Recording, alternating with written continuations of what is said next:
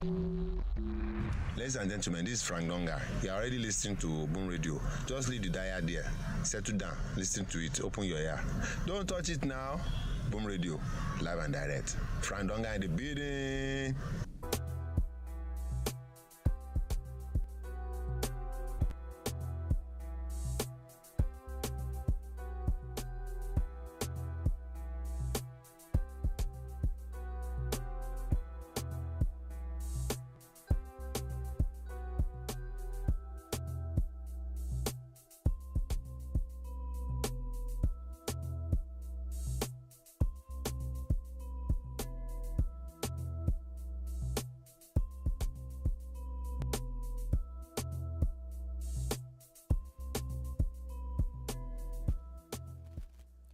Good morning, good afternoon, good evening. It is BoomBar right here on your Boom Radio NG. My name is Dolupo, and I bid you a warm welcome to the bar today. Today promises to be very, very interesting. As usual, it's our way. And we're going to give you everything, sports, politics, everything else in between. Today, we're going to be gisting about a lot of things in the courts. There are also going to be quite a number of things from the presidency as well. We're really going to stay at the courts today. Like, the courts seemed to be very busy. And a couple of other things. There's sports, there's a bit of entertainment here and there. And, DJs are actually protesting. So we'll get to that and a couple of other things. Sit back, relax, and let's enjoy the show together. And like I said, my name is Dolupo. And with me in the studio is Sola Rogers. Good morning, good afternoon, good evening. Welcome to the BoomBar. Thank God it's Tuesday. You've never heard that before, so you're welcome. Yeah. Anyway, so we're getting right into today's show. Yeah, there's quite like a number of things that, what I say that there are a number of things that we need a bit of clarity on. Even I needed quite some clarity on some things just this afternoon. But it's okay. We're all here for each other, as the case is. So, we're getting right into it. First things first. The president has today commissioned the Immigrations Technology Complex. That they seem to be very proud of it. The Minister of Interior seems to be very proud of that particular project. I think it's the one that is supposed to monitor all airports 24/7 and all that. The president has today now commissioned that complex. It's a very big deal if you understand how these things work. The good thing about it is that beyond the international airports, all the airports now, we're also talking about the borders, the land borders and all of that. The idea is that from a control center, you can now actually monitor what's going on. And it has the latest technology. And of course, the capacity also, it's a whole server center that, so petabytes, we've been talking in terabytes and all, it has a massive capacity, to store data and everything. This is going to, if used properly, this is going to change the face of security. I like the caveat, if used properly. Yeah, especially at Nigeria's border points, which are land, air, and sea. But they've not talked about the sea because we know how massive the coastlines are. So, but the beauty of it is that this is huge. I'm glad that they actually could pull it off. The Minister of the Interior was able to change the system of giving out passports and issuing Nigerian passports.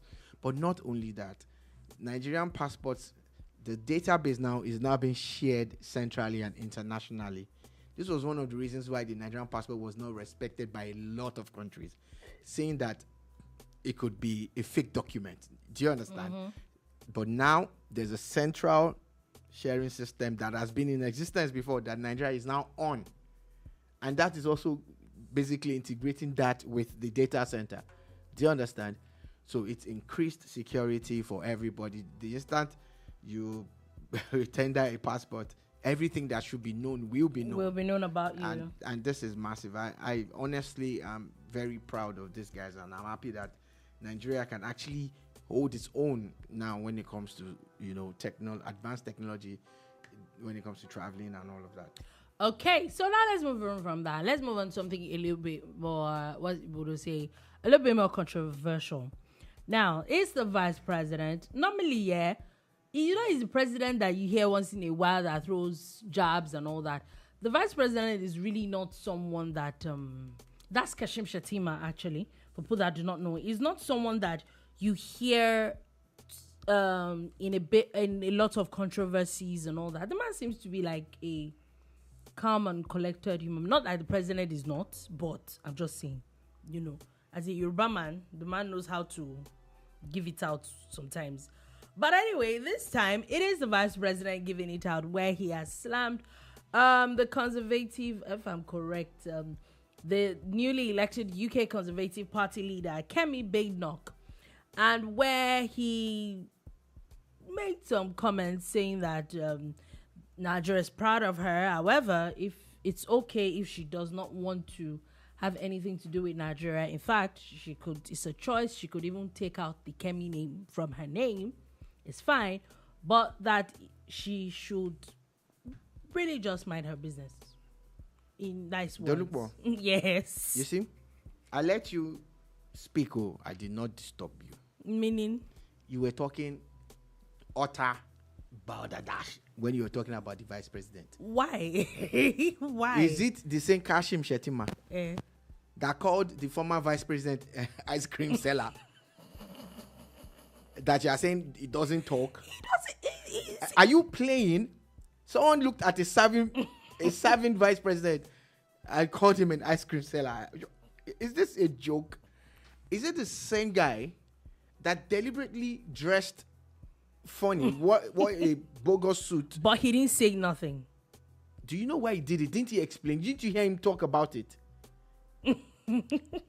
But that was like do you know that in the history of Nigeria's rulership or leadership, this is arguably the most widely read person that has been in government? Shettima. Yeah, he is. That you cannot take away from him. He is an orator par excellence. Forget anything that you've heard or seen. So, how do you praise and diss someone at the same time? I'm not diss. I didn't. It's diss him. That's what I'm saying. him. Oh yes. Oh yeah, he did that. How do you praise? It takes a level of skills to be able to praise someone and diss the person. And the person will even clap for you. Say, did you hear what he said about me, boy? Is that way you don't get him like, this person this me. This is a serious shade. So shout out to Shettima. He's a bad guy, when it comes to the use of words. And he really went to town on this lady without going to town on her. And personally, she likes to say Badenoch. I don't care. Badenoch because Kemi Badenoch. Badenoch is my Irish husband's name. I'm sure you heard the part where I said I don't care. That's you showed there's not a Nigerian name. Okay, it's Kemi, not a Nigerian name. She's Kemi. I think she's Kemi Badenoch or something. Badenoch. Oh God. So the lady is an interesting person. From afar, I've observed how I must first say that I'm happy for her. You basically walked yourself. Are you really happy or you're just indifferent? I'm happy for her. She walked away from nothing to something, for someone that was born in the UK, brought back to Nigeria to live for a while, then went back to the UK. And she was able to climb to the highest level. Say the truth, you were probably going left. That's why they brought you back to Nigeria. Not necessarily. At times, parents want you to have a feel of where you are supposed to be from, and maybe that's failed because you're so disconnected. The way she talks about Africans, the way she talks about black people, I'm like, have you looked at the mirror lately? No. You are black.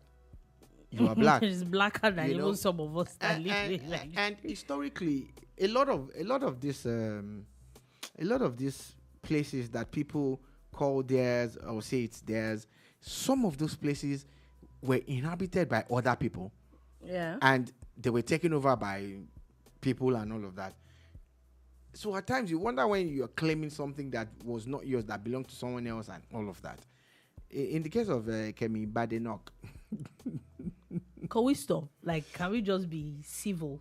Let's not be, let's not do the same things. She knows our audience, and she's working that audience, and they are egging her on. They're like, what, keep going. We love what you're doing and all of that. But for her own sake, I actually hope she gets what she wants, because I know she wants to be PM so bad. Like, now that she's leading that party, she's most likely, in line to become, something. But when it happens, black people should, especially any African and Nigerian in particular, if you don't have paper, by the time someone like Kemi becomes PM, carry your bag and becoming over. Pack your load. She knows where everybody lives. Pack your load. She knows all the places in Peckham and all those places, and all the outside London places. She would just come and just pack your load. She'll be the one to deport you. She will deport you physically by herself. That's what she's going to do. That's what it is. But that's it's amazing how people can turn on their race just for their own personal achievements. It's amazing how someone like her could become what she became. I'm happy for her still that at least they believe her and they trust her enough to make her their leader, the leader of their party. Arguably one of the biggest parties in Europe. Yeah. I know. So we'll definitely would. Anyway, I wanted to put out the fact that Shettima decided to throw the jab. He can and he entered. He can throw shit all day, every day, and any given Let's Sunday. be honest. He actually did. And it will enter. He entered. This one entered well. Anyway, moving on from that quickly, the NCAA, the Nigeria Civil Aviation Authority, has threatened to sanction airlines over delayed ticket refunds. So what they're saying now is that there is a stipulated time. I think there's a 7-day period that, according to NCAA rules, that if there is a delayed flight or there's a cancelled flight, that they're supposed to refund ticket money, which a lot of people never got those refunds. What they're now saying now is that if you do not refund that money, which it also adds to the there's supposed to be added to some compensation that you're supposed to get.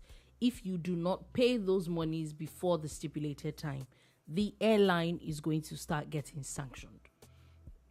This is the only way that industry can be sanitized. Because they have coconut head. Excuse me. This is the only way that industry can be sanitized.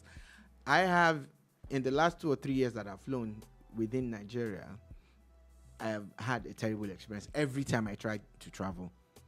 There was a time we even had to buy 2 tickets to and fro after paying return to another airline, and of course we never got a refund. We never did. But I'm glad that Festus Keyamo came with this system, and it looks like it's the only way. It's the only way out for that but industry. It's true that people have coconut heads. If people don't feel that there is, and I think it's not even a Nigerian thing. I think it's generally, if people don't feel that there are repercussions for their bad behavior, nothing is ever going to change. Yeah. So when you now start seeing that you're losing a lot of money, then it's time we start looking at things, because really it's completely unfair how people spend their hard-earned money. And see, let's call it spade a spade. Things are really, really, really not are very expensive. Yeah. So if people, because even if you say you have the money, the amount of money you spent last year on a particular thing is not what you're spending on it at this point in time. Yeah, the value is different. The value is different. So whether you like it or not, that value is definitely affecting something. So if people in this time and age, people are still having to pull out their hard-earned money to pay for tickets and all that, and then you as so-called what's your name now, airlines, just take people's money and just roll with it, I think that it's not just only sanctions, it is criminal. It's actually a very criminal behavior, quite animalistic. But I definitely will follow. I think that like you said, the minister is doing so much work in this ministry, and we'll see where all that is going to. Now moving on from that, talking about criminal behaviors, the EFCC, in collaboration with Toronto Police Service, has recovered and returned $225,000 to a victim defrauded in a cryptocurrency investment scheme. The scheme perpetrated by a Nigerian. What? Don't let me say anything. Omonkwa Precious Afure had defrauded the victim of about $355,000 in 2021. Why is it? What? See, and I will still keep saying it. This is, people will now say that people abroad don't like Nigerians, or we don't this, or our passport is this. It is things like this. It is things. People are not deaf. These countries are not deaf. They are not blind.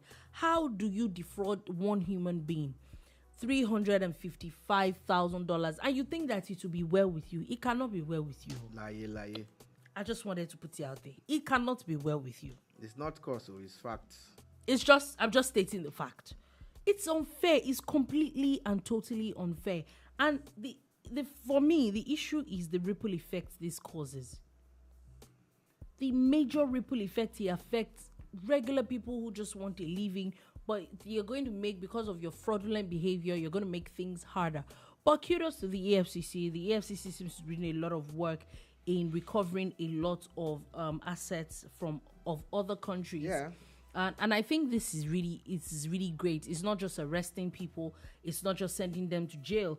It's actually being accountable. And being accountable is not just going to jail. It's recovering those monies. Because if you're not careful, people will go to that jail willingly and come back and now still be feeding fat on people's monies. Yeah, you would recall that barely 2 weeks ago, they recovered some exotic cars, some expensive cars that were stolen from Canada and brought to Nigeria by some unscrupulous elements. And yes, that was more or less like the first time I was hearing that we were actually able to send cars from Nigeria to, another part of the world.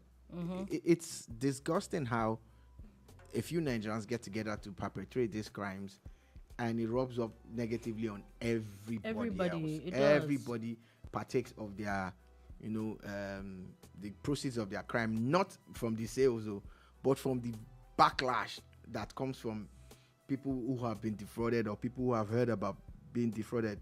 Every time there's a joke, people don't fail to point out about some Nigerian prince somewhere, and it's so disgraceful.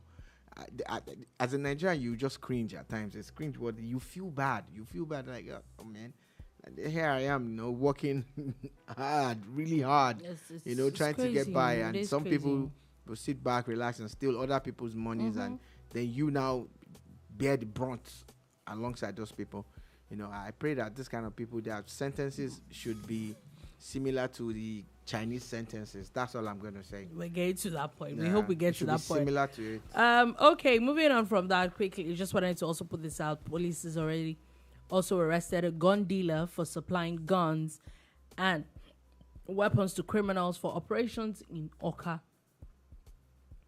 That's Anambra, Anambra State.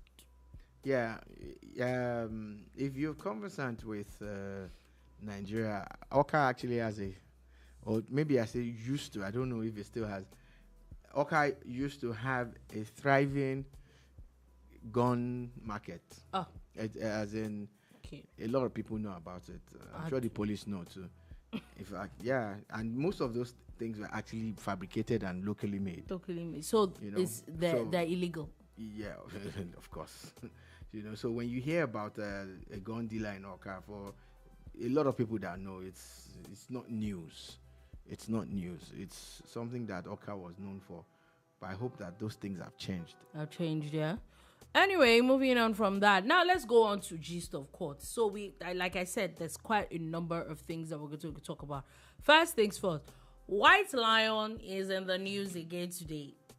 For people that do not know who White Lion is, you might be wondering, like, who's she talking about? White male. White Lion. The White Lion. White Lion, the White Lion himself, the former governor of Kogi State, Yahaya Bello, finally, after he drove himself to the EFCC and he was arraigned and all that, he got to court today, and there was part of the things that was supposed to happen was supposed to be bail application. However, the judge had said that the bail application was not filed as at when due, so he's been remanded in jail. He's not going nowhere. Looks like he's spending Christmas in jail. However, his co-defendant has been granted a 300 million naira bail. The whole delivery to me legal. I didn't say delivery to me. I've been waiting for delivery to me. Yahaya Bello. But it's more or less the same thing I want to say. I was going to link it up, but thank you. So, like I said, thank you for that correction, though. But okay, so the old delivery to me legal wala and the Yahaya Bello legal wala is enough for you to understand that when the people you are up against have your time, when they have your time, you will find yourself in such a bind that you'll be wondering like, how did we get here? How come I don't have lawyers? But you have lawyers. In Pharaoh Timi's case, he is a lawyer. In Yahaya Bello's case, he has the best of lawyers that money can buy. He is that rich. And the reason why I brought it up is that for someone like him who had immunity for 8 years, it's funny how, you had been hearing about cases. They had arrested 1 or 2 people close to you, and you were not prepared for this. Then your own style was to be dodging and hiding inside people's lodges and all sorts of places. God knows where he's been hiding all the while. Until he decided to come himself. The funny thing why I'm bringing this up from that angle is that now the same person that you have been charged with is granted bail. You know why? Because they didn't hide. They are not a flight risk. They did not run. They didn't hide. They didn't. Dodge. That's the funny thing for me. Like, what if he had actually come when he was invited? All that drama was completely avoided. That's what I'm saying. It probably will be a little bit of leniency now. According to the judge, I think he's going to be remanded until January 29th. Merry Christmas in advance before the lockdown. Happy New Year. No, Happy New Year in advance. Yeah. Happy New Year in advance. It's still Merry Christmas in advance. It's not, but I don't know if that's a good thing, but that he's no longer in EFCC custody. He's going to Kuje Prison. Merry Christmas in advance. Kuje Prison seems to be like, what's it called?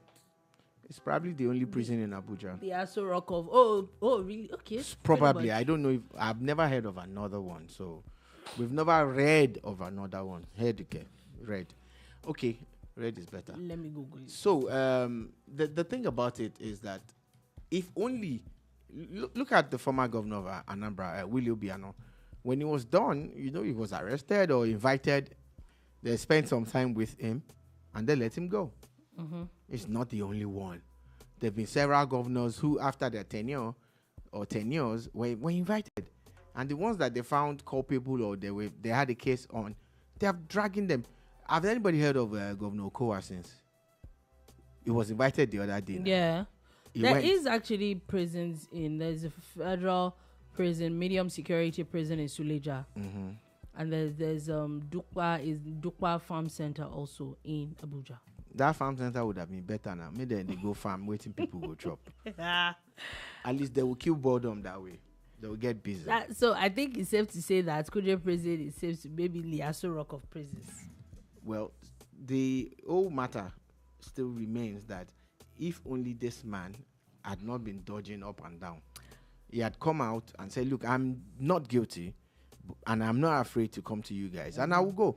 The same thing happened to Ayofayoshe now. Yes. In fact, Ayofayoshe, when he was ready to, he made a T-shirt. EFCC, I'm here. EFCC, I am here. Before you people say that, Dolupo likes to aid criminality and all that. But she does. No, I don't. I just like to be realistic. As a criminal. The honest truth is, it's a sad thing to say, but he's most likely not going to be the last governor. He's not the first governor that EFCC is arrested. And he will not be the last governor. Yeah? Guilty or not, you could have just gone. They would have given you bail. And then, the case will be ongoing. But you decided to show yourself. The sad part is that it doesn't even show him in a good light. Like, the fact that you are running from pillar to post shows that you have you don't even number one, you have something to hide. Number two, that you are not even big like that. like you had said a few days ago, they invited the former governor of Delta State. I mean, is it Delta? Yes, sir. Yeah. Okowa. And he was there for a couple of days. And then the next thing, when it was read, we saw a video of him playing tennis in his house. Mm-hmm. The man, hate him or love him, the man decided to show up. That's the least you could have done for yourself. But now, you are that, because I know that there's been a lot of allegations that a lot of things happen in Nigerian prisons. People are kept in nicer places than what you would expect. Do you understand? However, the truth is that you cannot walk freely. Even if those allegations are true, the fact is that you cannot move as you would want to move. Someone might want to do a party now. You cannot go. See, and I don't know how people don't understand. Freedom is, you will not understand freedom until you're in NYSC camp. That the doors, the gates are wide open. Yeah. And then there's just like a barrier but the gates are like literally flung open. But if they burn your daddy, pass. You get ahead of me. And I remember a few days into camp and I saw that thing. I just passed by the gate. I don't know. I just started crying. I don't know why that hits me. And I'm like, God. Like, that was when I literally appreciated freedom. So even as much as you can say that he's probably going to be living his best life and, not really in some level of confinement, do you understand? If those allegations are true, the truth is that he cannot move freely. He doesn't have that freedom. So you're just one big crybaby. That's what you are. Crying inside NYSC camp. I did though. I cried this. I can't count the number of times I even cried in that camp. Every morning I used to cry. What's the start that they have nonsense? Cry baby. I used to cry. That one I will never lie. Anyway, Mr. Yahaya Bello, aka what's it called? I just think that a lot of these guys do not have very good advisors, or maybe they don't listen to their advisors if they do. Because honestly, no matter what happens, I'm not condoning people dipping their hands into the coffers of government, but it's court. You will have your day. So if you are run completely, like disappear off the face, yeah. But if you're not going to do that within Nigeria, and you think you're going to, they are now doing drama. Because left to me, I think that what he was doing for those couple of times was just complete drama. Anyway, moving on from that, still talking about courts, and we're moving on to Mr. Dele Farutimi's case. So, up until a few hours ago, I honestly really thought that the man just had like one case. However, it has now come to light that the man, this same defamation case, he has it in the High Court. This was the conversation we had yesterday, where the Federal High Court had granted him bail to the tune of 50 million naira and the shorty and all that. Mm-hmm. That was yesterday. Today, the kind of like the same case, but a different plaintiff or different complainant had also gone to the magistrate court, which was the first case actually against him, still on this defamation matter, and his bail application has now been moved to 20th. So according to this court, he's still remanded in jail. So he's actually not a free man yet. If we go by that submission. Now, people might be wondering, which is a bit confusing as well. So first things first, this particular one was filed by the state police through after the petition that Chief Afe Babalola had written against him. Also, the one in the Federal High Court is filed by the Office of the IG. Yeah. So carry on. A few things happened in court today. Number one, like I said, the bail application has been moved to December 20th, so he's still in detention. Also, there seems to be a bit of less. He came to court without the handcuffs today, after there was a lot of noise about how he was brought in with handcuffs yesterday. I didn't see the point of the handcuffs actually, but today so it seems like they heard about the noise, and there were no handcuffs on him today. Also, in court, the prosecution had also stopped thing. However, this is the first time I'm also hearing about it, that an SAN can actually not be be a defense or prosecution. Anyway, cannot defend a client in the magistrate court. Can you say that again? So an SAN is not allowed to defend their client in a magistrate court. Yeah. So his lawyers was led by an SAN, and the prosecution had said, no, this is not the court is too much of a lower court for an SAN too. So he had to step down. So I'm not the lawyer. So does that also not point to the fact that should that court be hearing this case at all in the first place? I'm not sure that conversation has come up, because now this is the state police taking him to court. The other one is the IG. So we can say that for jurisdiction, maybe the state police, they're all under the IG now. We don't have state police in Nigeria. Anyway, I'm just saying what it is, but that conversation or that argument has not come up yet, that this court cannot hear this case. So this matter is still ongoing. Also, there was supposed to be protests today. Sorry, I just wanted to round up everything. There was supposed to be protests today about this matter. However, as at this morning, I cannot say of this time. There was supposed to be protests in Abuja today. There were been posts over the weekend up until yesterday that whether he is granted bail or not, they were still going ahead with the protests. They're demanding that these cases be dropped completely. However, this it was reported that where the site of the convergence of the protests should have been in Abuja, there were police that were supposed to help. They were there, but protesters were nowhere to be found. Okay, it's interesting, this whole Daily Farotimi matter. Now, like I was trying to link it up with the Yahaya Bello case earlier, and there are other cases like that, the Emefiele case and all of that.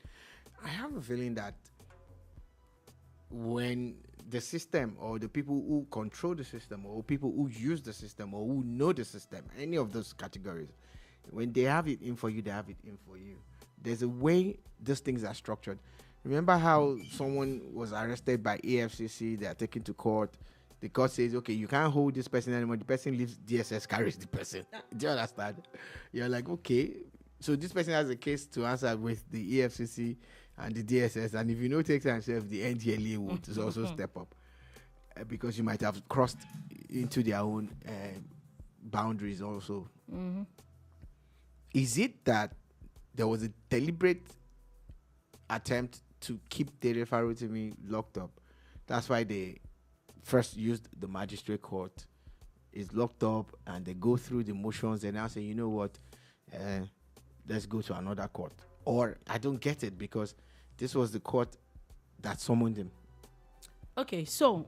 And another case was filed after he had been arrested in another court. Yeah. It's still the same matter, still the same people, you understand. This things just either smells, because look, the people in charge, the person in charge is a top lawyer. So, and he has a chamber filled with top lawyers. Is it that they made a mistake by going to the magistrate court and blah blah blah blah blah? I don't think that's all like if. Yeah. So why was another case filed at a higher court after that? The honest truth is, the first question we would ask is, are those cases, or would you say, is it illegal to file those cases? Because if it is not illegal, yes, we can say that some people or someone has it in for Dele Farotimi. However, if it is not illegal, then maybe 10 courts can hear the same case. I don't know. I'm not a lawyer, So that's why I said that. Let's start from the fact that is it illegal?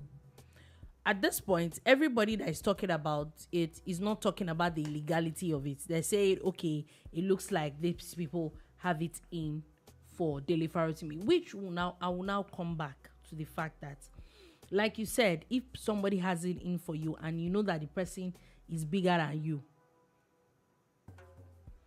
isn't it where we should also learn how to pick our own battles? Like, pick the battles that maybe you think you have a chance. Because the way it's going, does it really seem to have a chance? At this point. Okay. Again, I'm going to say something. Maybe it's broken the law with that book and the things he wrote about Afe Babalola, Abi, that's his name now. Yeah. Abi? Maybe he's broken the law and all of that. Mm-hmm. What if he has proof? That keeps ringing in my head because I know that this man himself is a lawyer. So maybe it's time for that proof to come out. But until he has his day in court, like they say, he cannot just start putting stuff out. Do you understand? Until he gets a chance to defend himself or have people help him fight his own battles. I do not encourage, slander. I'm not going to say you should go and be calling people out to the point where you are going to be arrested. But there have been several incidents and cases documented too of inducement or attempted inducement of the judiciary.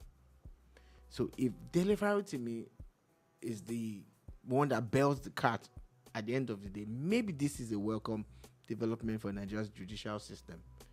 Maybe, just maybe, it is a welcome development. I use the maybe very strongly. Maybe. Because if it turns out that he actually has something on these people. So it's time for that conversation to be had. Yeah.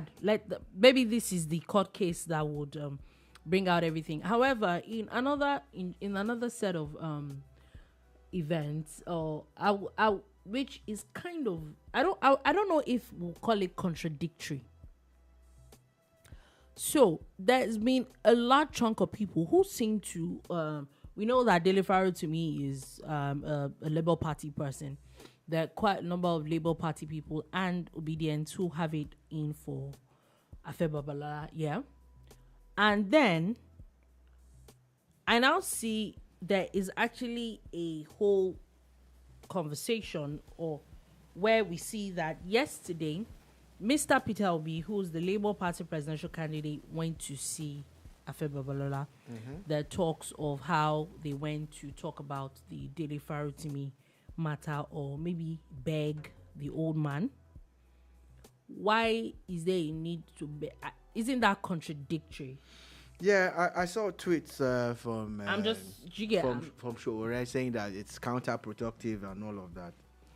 And again, would a Dele Farrow want anybody to beg anybody on his behalf? Do you understand? So are you saying that what Dele Farrow did is wrong? Exactly. That's what you're doing if you're going to beg exactly.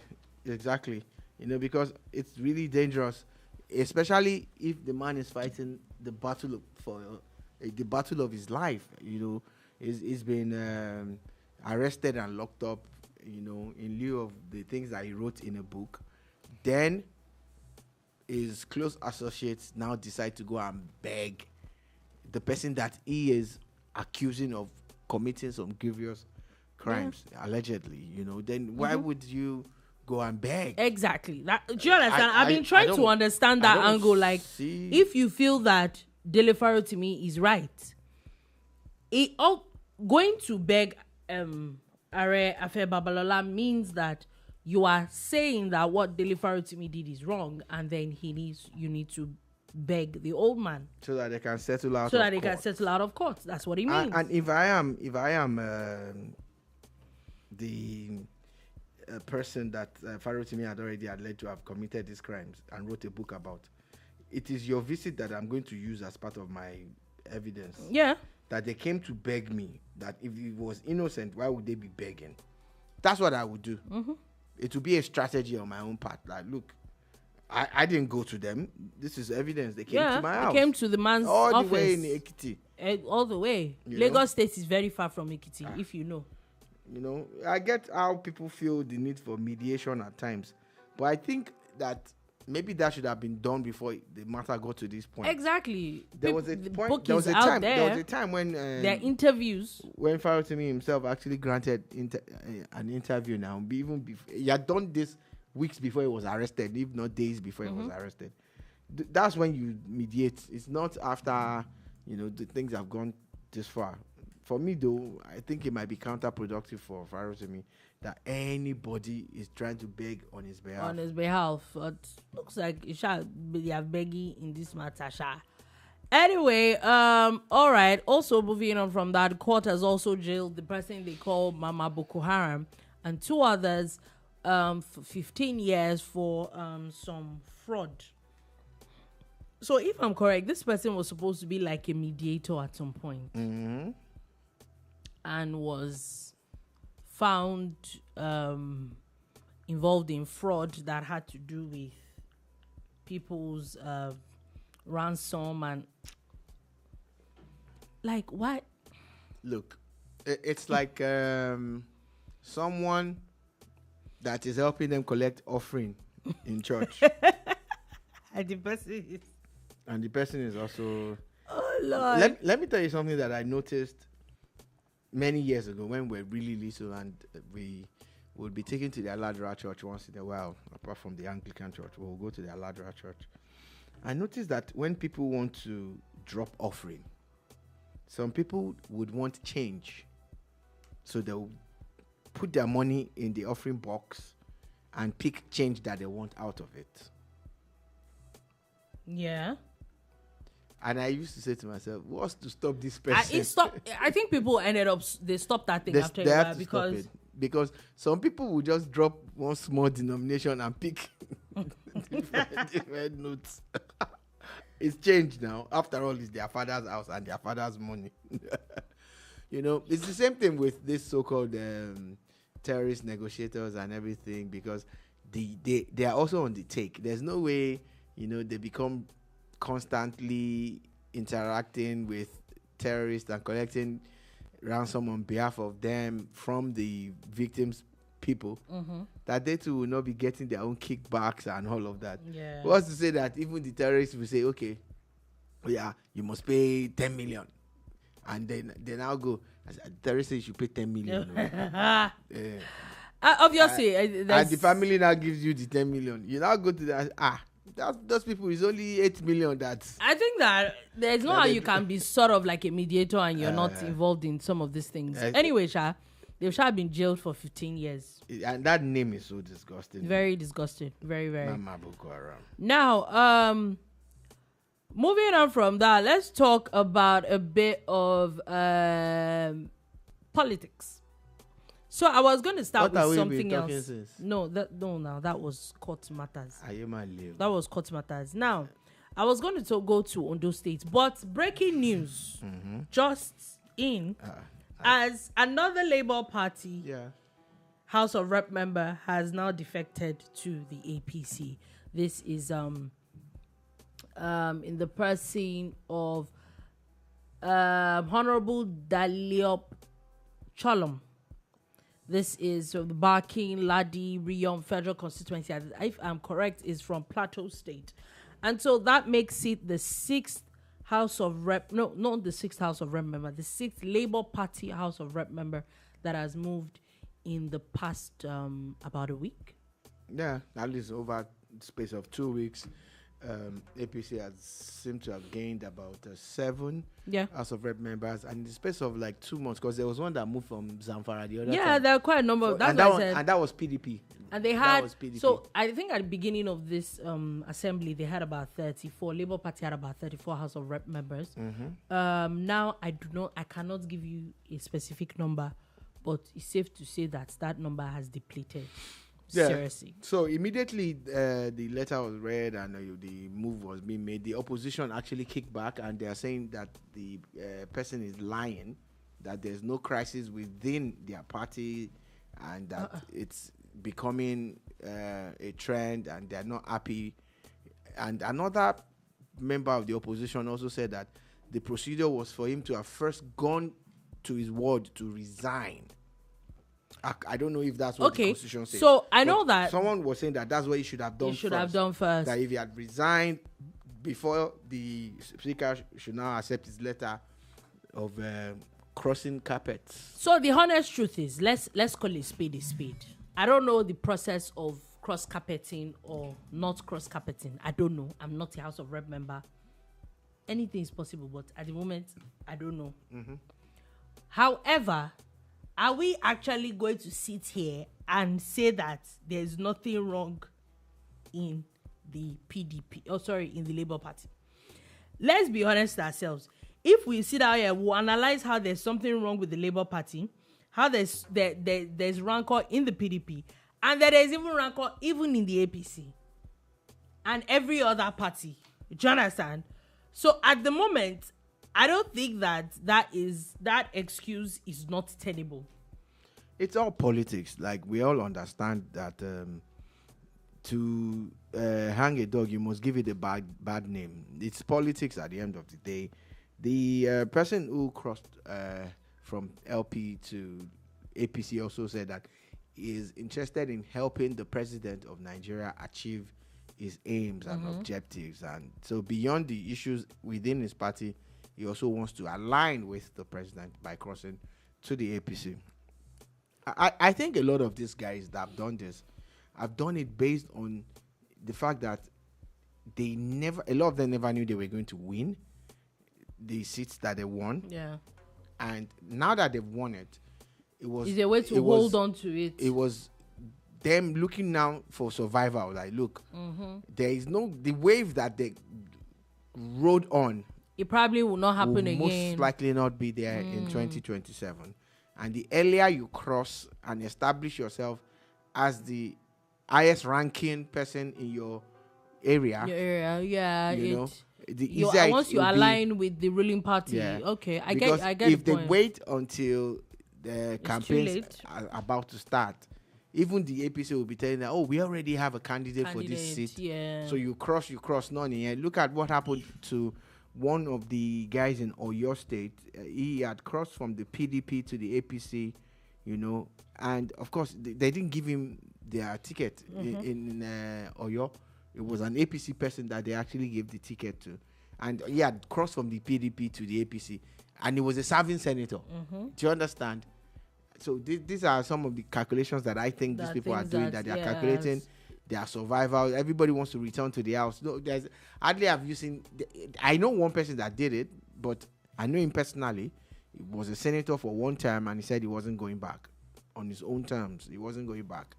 I know that Ben Bruce also did it, but hardly would you find people who would, taste power at that level. Did you see the other guy that was ordering food and beating people up? So it's interesting. Anyway, now before we go on, we continue with politics issues. This is another story coming from the House of Assembly that I just felt that we should also say. A bill now seeking to mandate domestic processing on at least 30% of raw materials before exportation has now passed the second reading in the Senate.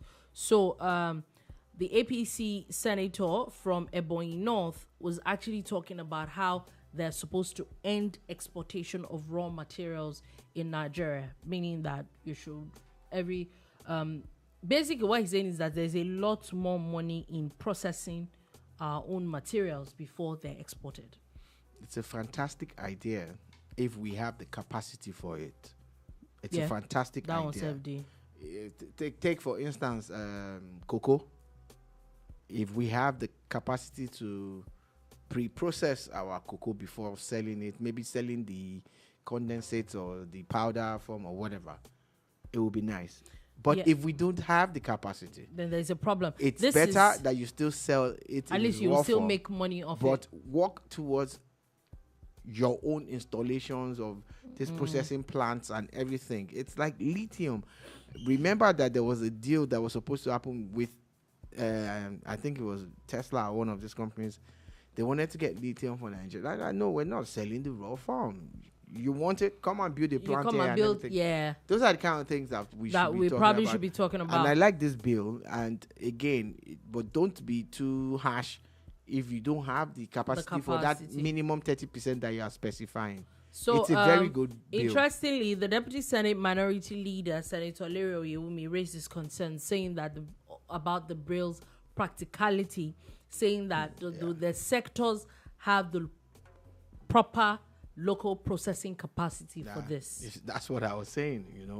It's just common sense. I'm not going to give you this. I'm going to produce it myself, but I can't produce. That's waste. It's waste, exactly. It doesn't make any sense. Anyway, so just wanted to put that out there. Now, moving on, still talking about a bit of politics. PDP's gubernatorial candidate for Ondo State, that is I think the former Deputy Governor Ajayi, has now filed a suit at the tribunal against the Ondo governorship poll results. And I'm guessing, we talked about this yesterday. This was, I think, in Edo State yesterday, and we had talked about it, how if you don't go through the courts yet, are you a governor? You a governor? It's something that we want to be quoted on. I said it once. You're not a governor in Nigeria until you have been taken certified by the courts. Yeah, forget all the elections and everything, because your opponents will always believe that one way or the other they can get one over you through the courts, and it has happened in the past. Oh yeah, it has happened on more than people one have become occasion. Governors when they didn't even go through the election, but they just won the primaries. Yeah, people have been there because their people lost because their deputies had funny. Governor Ayedatiwa on his own part too would be expecting such. Oh yeah, I don't think it will be. I think it will be silly if anybody is not expecting that kind of thing. But anyway, let's move on quickly from that. We do not have a lot of time anymore. As the Lagos State government has now mandated gates on public roads around the Lekki area to stay open from 5 a.m. to 10 p.m. at least. Yeah, again, you notice that there are a lot of traffic that these roads are supposed to ease, but they don't get to, because people who are fortunate enough to buy property or rent property there decide to convert major roads into gated communities, going against the entire traffic management system and creating a bottleneck on all the major roads, because some of these roads were never designed to be estates, especially the ones that you see them, they have wide roads. You know that the government knows what they are doing when they actually fashioned out some of those roads, but people would come together and put gates on them. One of the funniest ones is the one at Magodo phase 2 by Otedola Bridge there. It's a major road. Oh, okay. No, that's not Magodo. That's Otedola Estate. No, Otedola Estate is the one by the bridge. The other one is phase 2. Okay, the Magodo phase 2 itself. That road is a dual carriage road. It can take 4 cars at the same time. Where does it lead to? It goes into Magodo now. Yes, that road is a major road. There's not supposed to be a gate on that road. It's not supposed to be gated. It's not supposed to be gated. It's 4 lanes. 4 lanes. There's no estate now. How many estates can afford to do that? That is a major artery, because again, you're supposed to have those side roads. What are they called now? Access roads, when you have major freeways. But there you are, and that's what's happening in Lekki now. I'm glad that they're saying this, but do they have the capacity also to enforce those things? Yeah, because I know Lagos State had tried it once and they removed the gates. They removed those gates and took it away. Take it away completely. I think that's basically what they should do. And just also, before we leave all this matter, Katsina DJ operators they are protesting at the 8-month ban. Apparently, Isba in Katsina had banned DJs from working. And it's like 8 months now. And so they're saying that, when does this ban end? I don't know. I honestly don't get it. I don't understand. And I don't want to say something bad about something that I don't understand. But again, what the hell? What the actual? What are you doing? You ban DJs for 8 months. With which authority? What did the DJs do? Like, what are you doing? After 8 months, will they be free to do what they were doing that made you ban them? Ban them? Like, what are you people doing? I don't know. I really don't know. At times, we have some so-called institutions that literally kill the economy of some areas, and then we now say that the area is not making money. Their DJs, Katsina better carry DJs, your bags and leave the state. You should try and build your online presence. Maybe you'll be able to make some income from that, pending when your ban is lifted. Anyway, let's a bit of sports before we go. The PGMOL has now sacked Premier League referee David Coote. This matter had been going on for a couple of weeks. I think that there was first a video of him talking down on former Liverpool coach. He made a few disparaging comments. There were also talks of there were allegations, I think, of him drunk or something before going into a game, and there's quite a number of things. However, it's now official. He has now been sacked. Yeah, we all saw that one coming. There's no way they could have let him. They would have come back from that. Yes. There's no way. Even watching the video where he was yapping Jurgen Klopp. Yeah. And the other things that come out about him. But the question for me now is it the only one amongst the I think this professional referees? I don't see them sacking a lot of people anytime soon. But I think that maybe the rest might sit up. Maybe things might sit up. And like I said, it's not like I'm aiding criminality. But this our idea of recording everything, I just wanted to I'm just saying. The fact that it's okay to record your criminal behavior is the part that still blows my mind. Because if there was no video, they probably would not. Anyway, Super Eagles AFCON 2013 winner Brown Ideye has now sealed a deal with Enyimba FC. Yeah, I heard that he was thinking of coming back to play in Nigeria, and I'm glad that he has. Ahmed Musa has done it. Sadiq, or the other guy's name, has done it too.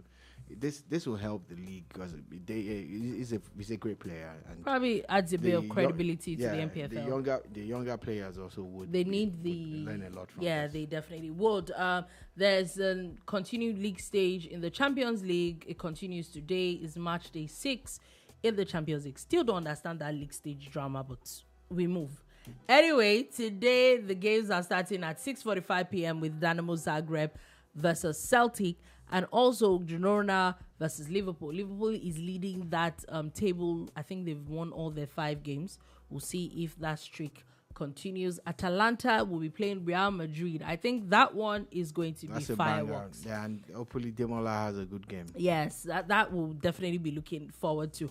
Also, Bayer Leverkusen and Inter Milan. That is also another game that I think that would be interesting to watch. Those ones start at 9 p.m. Also at 9 p.m. is Brest versus PSV Eindhoven, Club Brugge and Sporting CP, RB Leipzig with Aston Villa, RB Salzburg. Brest is at home. Oh my God. Brest versus PSV, Abby. Did you say PSG? Search for it yourself. Leave me alone. And Shakhtar Donetsk and Bayern Munich. The best team in the world. Those are the games that are going to be played today at 9 p.m. So we're definitely going to be watching it, give you more updates on that tomorrow, and there are more games that are also going to continue tomorrow. Also, Puma is facing a major marketing disaster as their new boots, as their ambassador Cucurella slipped wearing those boots. Sad. That does sad. Very sad. It's not looking good. But then definitely we'll see what is going on with that. Anyway, on that note, that is all we have to take today on the bar. Thank you for listening. Thank you so much for watching. However, Syria's rebels have now named the head of the transitional government. There's a lot of drama happening in that area, but just wanted to put that out there. Also, anyway, on that note, that's all we'll take today on the bar. Thank you for listening. Thank you so much for watching. We'll be back again tomorrow at 3 p.m. West African time to give you another wonderful edition of the BoomBar. Do have a beautiful, beautiful day ahead. Peace.